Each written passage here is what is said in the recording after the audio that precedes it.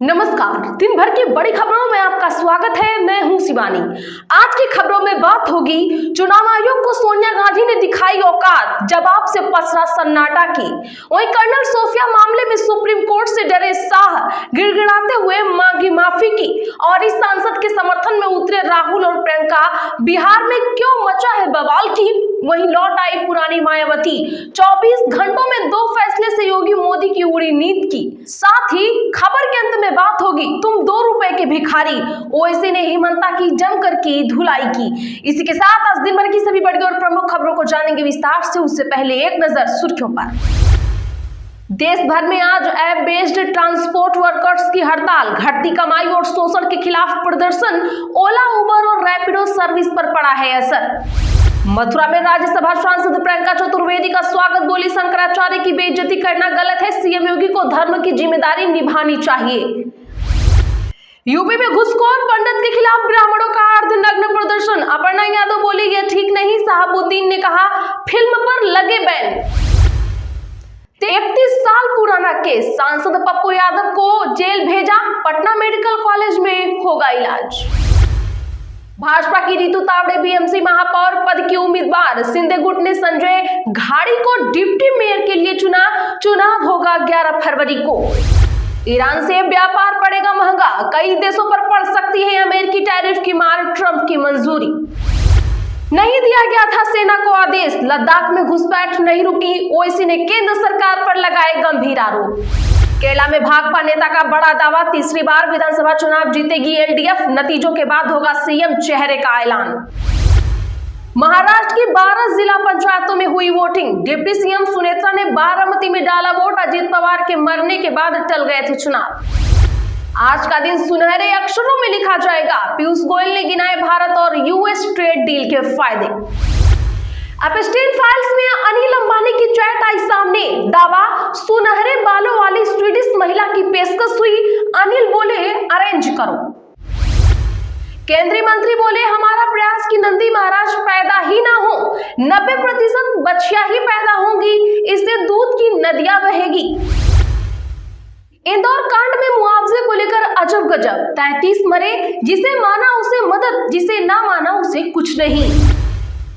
PTA voters की फर्जी form 7 भरकर नाम कटवा रहे बीजेपी नेता, कानपुर में सपा विधायक का दावा, हजारों फॉर्म दिखाए।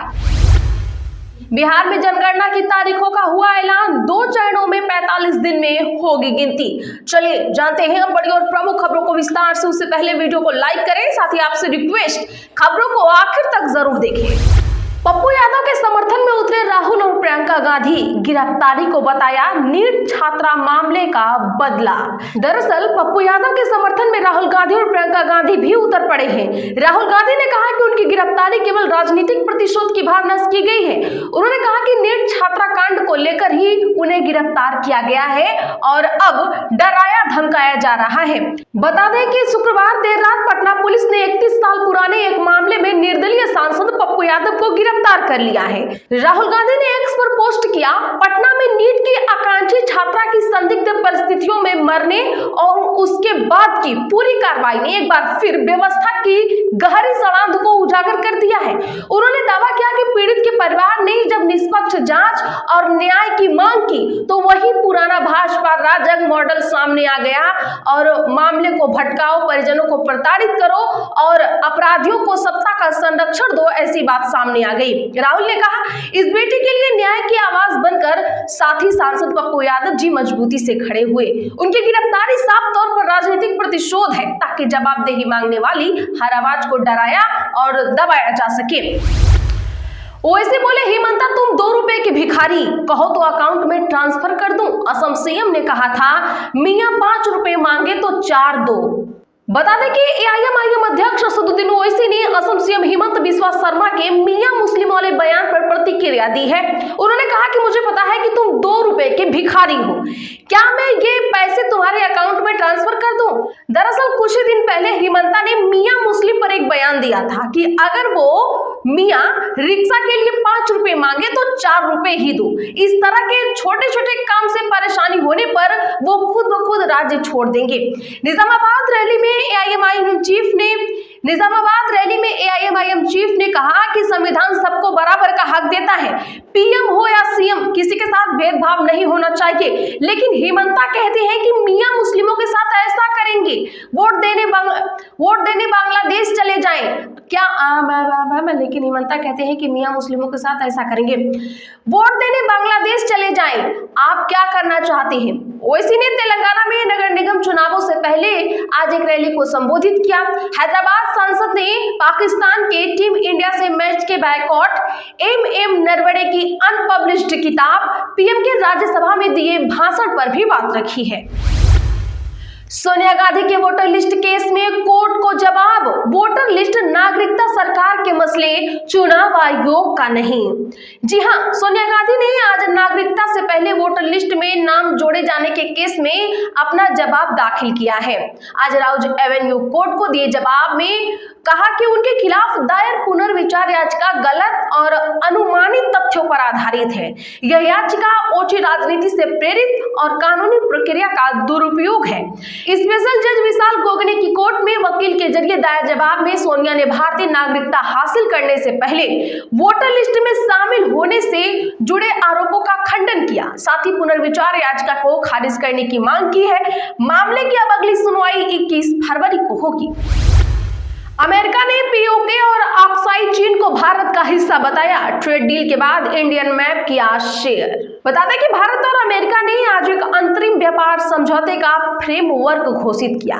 इस घोषणा के साथ अमेरिकी ट्रेड ऑफिस ने इंडियन मैप शेयर किया है।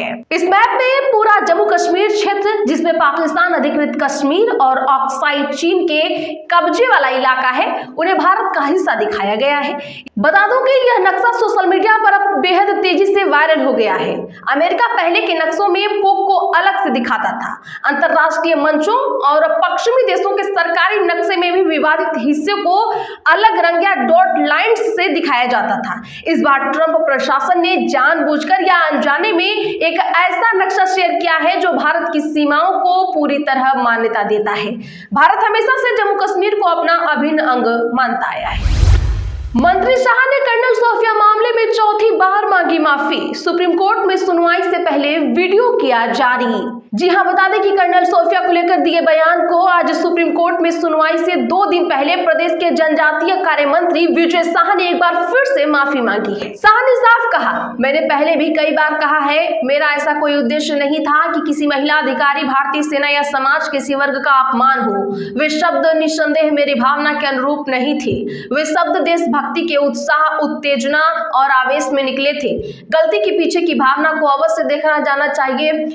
गलती के पीछे की भावना को अवश्य देखा जाना चाहिए। आप सब जानते हैं कि मेरी कोई दुर्भावना नहीं थी। मैंने अंतःकरण से क्षमा याचना की, कई बार की है, आज फिर कर रहा हूँ। मेरे लिए अत्यंत पीड़ादायक है कि मेरी छोटी सी त्रुटि से ऐसा विवाद उत्पन्न हुआ। मुझे विश्वास है कि मेरी भावनाओं को सही संदर्भ में दिखाया जाएगा। भारतीय सेना के प्रति मेरे मन में सदैव सम्मान रहा है और रहेगा भी। देश भर में आज ऐप बेस्ड ट्रांसपोर्ट वर्कर्स की हड़ताल, घटती कमाई और शोषण के खिलाफ भारी प्रदर्शन। जी हां, बता दें कि देश भर में आज ऐप बेस्ड ट्रांसपोर्ट वर्कर्स यानी गिग वर्कर्स की हड़ताल है। Telangana gig and platforms workers union और Indian federation of app based transport workers से जुड़े ड्राइवरों और वर्कर्स ने इस हड़ताल की घोषणा की है। यह हड़ताल ड्राइवरों की घटती कमाई, बढ़ते शोषण और सरकार की ओर से न्यूनतम बेस फेयर तय न किए जाने के विरोध में की जा रही है। इसमें ओला, उबर, रैपिडो, पोर्टर समेत अन्य ऐप बेस्ड ट्रांसपोर्ट सेवाओं से जुड़े ड्राइवर शामिल हैं। सूत्रों के मुताबिक इस दौरान कैब और बाइक टैक्सी सेवाओं पर असर है। ड्राइवरों का आरोप है कि बाइक टैक्सी सेवाएं अवैध है। ओला, उबर, रैपिडो जैसी कंपनियां किराया मनमाने तरीके से तय कर रही है, जिससे ड्राइवरों को काफी नुकसान हो रहा है। ड्राइवर चाहते हैं कि बाइक टैक्सी पर रोक लगे और किराया तय करने में कंपनियों की मनमानी खत्म हो। मायावती बोली कमर कस लीजिए, विधानसभा चुनाव नजदीक, पार्टी को कमजोर करने की साजिश चल रही है। बता दें कि यूपी विधानसभा चुनाव को लेकर Baspa supremo Mayawati action mode में है। आज पार्टी पदाधिकारियों और कार्यकर्ताओं के साथ बड़ी बैठक की। इस दौरान उन्होंने सभी को एसआईआर और आगामी चुनाव की तैयारियों के लिए एक्टिव रहने का संदेश दिया। उन्होंने कहा अब समय कम बचा है, ऐसे में सभी को कमर कस के मैदान में उतरना होगा। आपको पता होगा कि पार्टी को कमजोर करने की लगातार साजिशें रची जा रही है। कार्यकर्ताओं और पदाधिकारियों को ऐसे लोगों से सतर्क रहने की जरूरत है। बता दें कि इस बैठक में प्रदेश मंडल अध्यक्ष, 403 विधानसभा सीटों के प्रभारी और भाईचारा समिति के पदाधिकारियों को बुलाया गया। संगठन विस्तार, जनाधार बढ़ाने और साल भर की गतिविधियों की समीक्षा की जा रही है। भाजपा की रितु तावड़े बीएमसी महापौर पद की उम्मीदवार। शिंदे गुट ने संजय घाड़ी को डिप्टी सीएम मेयर के लिए चुना।